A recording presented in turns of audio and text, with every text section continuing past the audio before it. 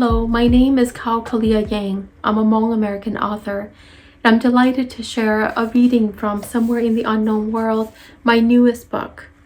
I'm the author of The Late Homecomer, The Song Poet, co-editor of What God is Honored Here, Writings on Miscarriage and Infant Loss by and for Native Women. And I am here because I am a refugee writer. I'm here because my family came as refugees when I was 6 years old.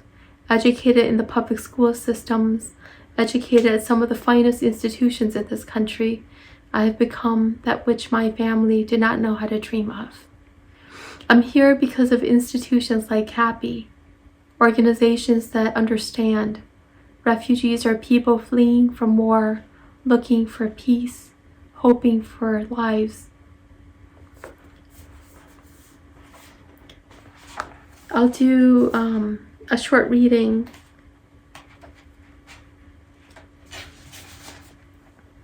Dedication.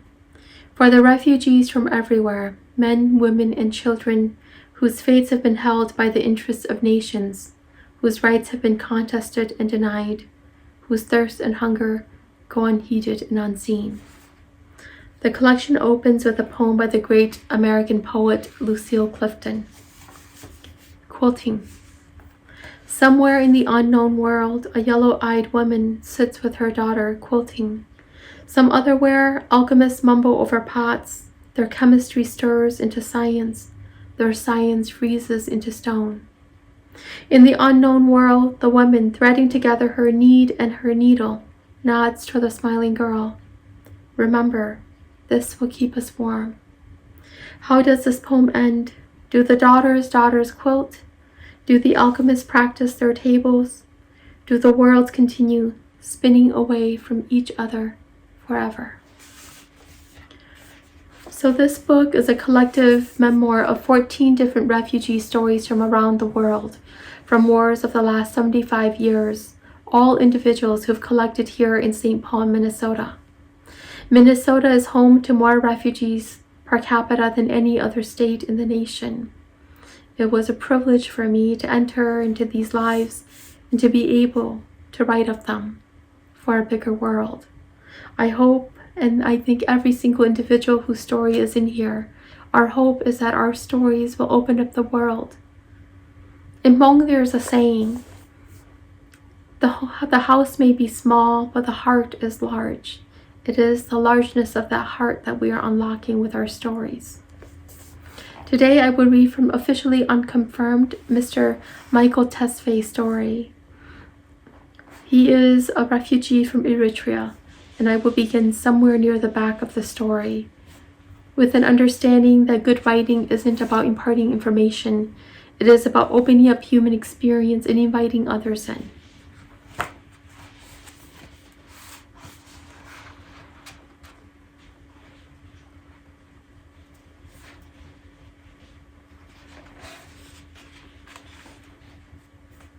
In every conversation I had with my grandmom after the girls were born, she said, "Michael, you have to take your beautiful children and leave.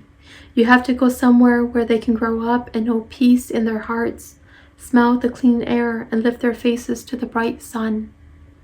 The place she wanted for my children was the world of my youth. We could not return to the past, so I looked for possibilities in the future. I knew people were fleeing to Sudan, but I knew my grandmom would never leave Eritrea. I could not choose between the mother she had been to me and the father I would be to my daughters. One evening, when we returned home for a visit to the farm, after dinner, as our family sat talking in the gray evening light, listening to the wind blowing through the fields, far away from the chaos that had become life in Asmara, I tried to talk to my grandmom about leaving. I said, "Mom, if I leave Eritrea, will you leave with me?" She said, "Michael, I want to go back to my home village when I was a child, far from here." She said, "Michael, I see so much in my mind for you and your family, but I don't see myself with you all in this happy future." She said, "Michael, if you stay here, you will die for me. Do you understand that if you go, then you will get to live for me?" My grandmom had a different kind of camera clicking away inside of her. It was a world in which my daughters would live free and happy. On my last day in Eritrea, I packed clothing and food, and I sent my grandmom to the village where she had been a girl. There we had an uncle who I knew would take good care of her. At the uncle's house, my grandmom took a seat by his fire. Her face was illuminated by its flames. She said, "Michael, be careful." My grandmom reached for me with both hands. She kissed my face on either side. Then she hugged me, much as she had done when I was a child. In parting, she said, "Don't cry, Michael. Don't cry. Even when I die, you just pray for me, and that is enough. Your work taking care of me is done. Now your work is to take care of your children. God will always be with you, my son." On my last day in Eritrea, I saw no deaths, but I knew that the only mother figure of my life would die without me there to comfort or care for her. This grandmom of mine who had mothered me with love and patience. By the time I returned to my family, thick clouds had fallen low in the sky. Although it was early in the evening, the world outside was dark. Late had packed the children already. She placed Hadass on my back, and I placed Meta on hers. We secured the children to us with fabric. Then we ran in the heavy downpour toward the forest. Our goal was to get to Sudan. Once we were in the thick of the forest, the rains ended, washing away whatever footsteps we had left behind. We settled in a small clearing. I knew the journey would take 3 days. In my arms, Hadass was restless. She said, "Daddy, I want to go home to my bed." I offered her a blanket. She said, "Daddy, I want to sleep in the dark." "I don't want to sleep in the dark." I made a fire. Mata cried. Late gathered her clothes and breastfed her in the light of the fire I had made. That night, Late and I dare not talk. We searched the heavens for the things we wanted to say. We found the dark clouds parting and the stars shining down. In the morning, we made it to a desert town. I negotiated for some camels to take us northwest toward Sudan. We met other refugees making the 2-day trek from villages of the highlands through the desert. We were kind to each other, recognizing that we shared the same plight, all hopeful that Sudan would welcome us as refugees. In Sudan, Mr. Michael works for the American Red Cross, and I will pick up from the very last part of the story. In 1985 and 1986, there was a big cholera outbreak in the refugee camps across Sudan. While the outbreaks remain officially unconfirmed, just like the continuous killing of civilians in Asmara, I was there and I lived through it. In the refugee camp at the height of the crisis, there were 25,000 people sick with cholera. The disease did not discriminate among the poor and war-stricken population. On the hospital beds, men and women and children lay head to foot, side by side, writhing in agony, or so quiet and still and depleted they appeared dead. The people were like tubes. What we put in one end flowed out the other.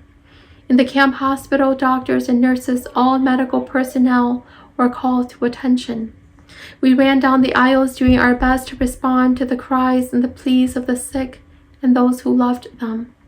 The stench of vomit and diarrhea, of human sweat and fear filled the rooms, and the flies flew in swarms of black.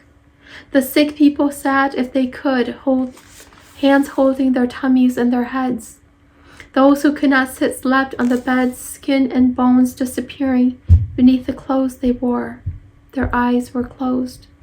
Their eyes were open holes in skeletal faces. They stared without seeing. Sounds of human suffering abounded day and night with the endless buzzing of the flies. In those 2 years, all of time became the suffocating moment, the frenzy, the crazy, impossible task of helping the sick ones make it through the painful process one way or another. Near the end of the epidemic, the refugee camp hospital had no more gloves. We, lower-level workers, handed the doctors in charge the gloves we could find. None of them took the gloves from our proffered hands. They shook their heads, too busy for words and gestures for us to put them on. Sweat dribbled down their faces, dark faces glistening in the heat of battle, once pale faces now flush red.